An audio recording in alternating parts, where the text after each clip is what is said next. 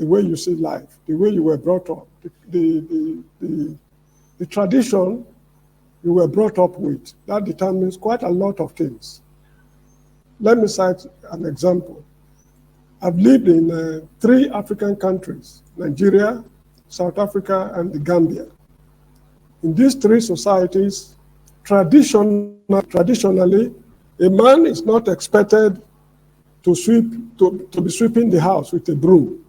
A man is not expected to do babysitting. I mean, traditionally, in Benin City, where I grew up, I've not been to northern Nigeria as such. In Benin City, where I grew up, a man is not expected to sweep the house with a broom.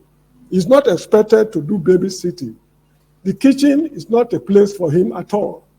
It should not be found there, and that's cooking. Then washing of clothes is none of his business at all. Washing of dishes is none of his business at all.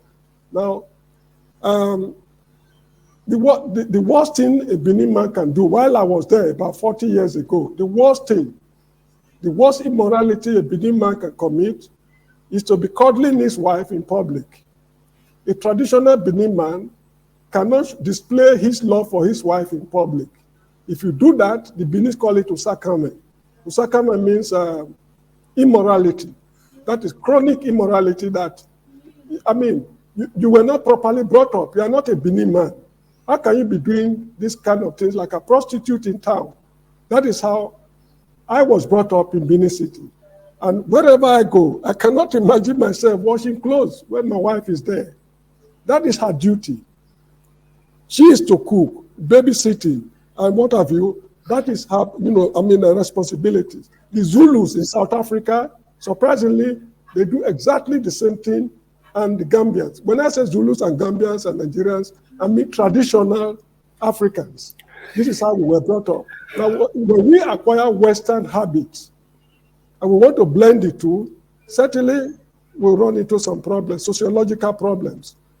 That is just like in South Africa, for example, in the city of Johannesburg, which is not which is not a traditional area, a man and a woman can go to a bar in the night, they sit down and drink to the point of getting drunk, and at the end of the day, they go back home.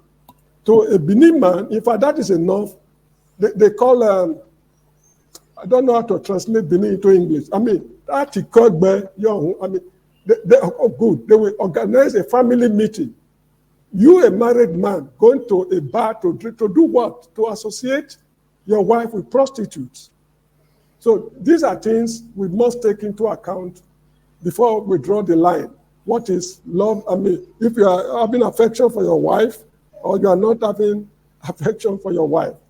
Personally, I was brought up as a Benin man, although I'm an Urhobo man, but I'm used to Benin customs and traditions. There's just nothing I can do about it. I cannot kiss my wife in public. To me, that is a mark of immorality. I can't do it. I can't do it.